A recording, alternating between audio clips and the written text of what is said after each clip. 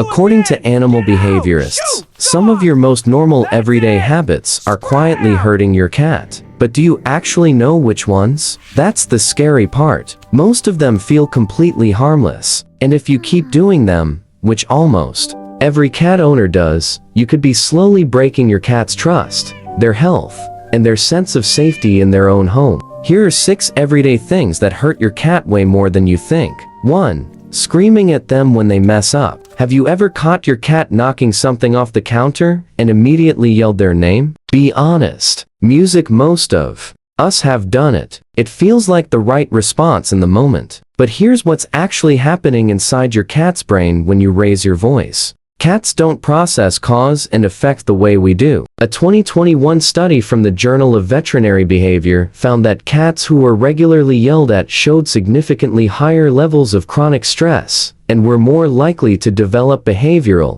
problems like hiding, aggression, and even litter box avoidance. They're not learning shouldn't do that. They're learning this person is unpredictable and unsafe. And that's the part that breaks my heart, because you're not trying to hurt them. You're just reacting, but your cat doesn't understand your intention. All they register is the volume, the tone, and the energy. And over time, that doesn't correct behavior. It quietly destroys the bond between you two. Think about it. If every time you walked into a room, someone randomly screamed at you, how long before you stopped wanting to be around them? That's exactly what your cat feels. And if you think that's hard to hear, wait until we get to the last one on this list. Because there's one thing almost every owner does out of love that might actually be doing the most damage of all. 2. Never letting them hunt or chase. When was the last time your cat actually chased something? And no, staring at a fly from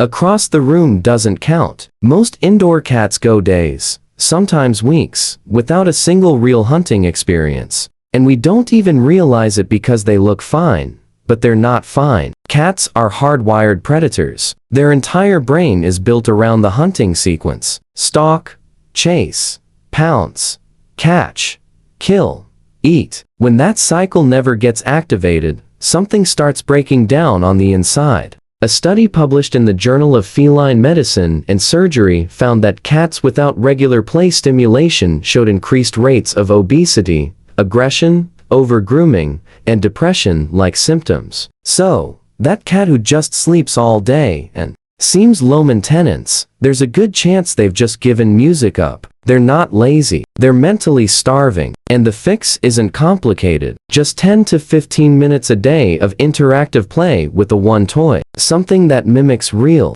prey movement can completely transform your cat's mood, energy, and connection with you. You'll start seeing a cat you didn't even know was in there. And before we jump to the next one, if this is making you rethink how you treat your cat, hit like and subscribe. It's the best way to help other cat owners see this too. 3. Only feeding them dry kibble. What if the food you've been giving your cat every single day is slowly dehydrating them from the inside out? Sounds dramatic, but it's not. Here's something most people don't know. Cats are desert animals. Their ancestors evolved to get almost all of their water from the prey they ate. That means your cat's natural instinct to drink water on their own is extremely low. They're just music not built for it. So, when their entire diet is dry kibble, which contains about 10% moisture, they're living in a state of chronic low-level dehydration, and most owners never notice. A study from the Journal of the American Veterinary Medical Association found that cats on dry-only diets had significantly lower total water intake compared to cats eating wet food, even when fresh water was freely available. Over time, that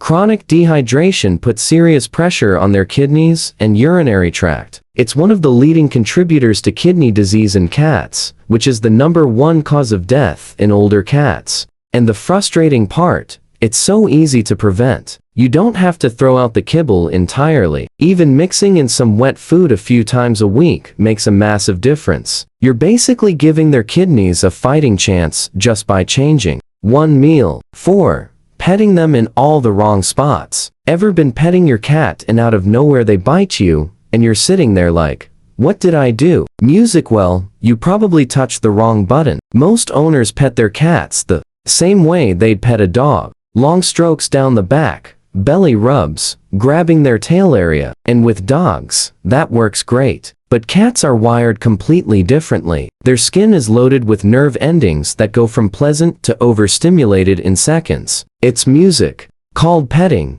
induced overstimulation, and it's one of the most misunderstood things in cat behavior. A study from the University of Lincoln found that cats showed the lowest stress responses when music touched around the cheeks, the base of their ears, and under the chin. But when owners focused on music, the belly or the base of the tail, stress hormones spiked almost immediately. So that belly your cat shows you, it's not an invitation, music, it's actually a sign of trust. And when you go in for the rub, you're betraying the exact trust they just offered you. That's why some cats seem hot and cold. 1 minute they're all over you, the next they're running away. It's not random. They were trying to enjoy the moment, and you accidentally overwhelmed their nervous system without knowing it. The fix is simple. Music, stick to the safe zones. Slow, gentle strokes around the head and cheeks. Let them lean into you. And the moment you see their tail start flicking or their ears flatten, music stop. That's their way of saying I love you, but that's enough. Respect it, music, and watch how much longer they stay next to you. 5. Hiding the litter box in a corner. Where is your cat's litter box right now? Be music honest. Is it tucked away in a basement, shoved behind the washing machine, or crammed into some dark closet? If it is, you might be the reason your cat is stressed every time they need to go. We hide litter boxes because we don't want to see them or smell them. Makes sense from a human perspective.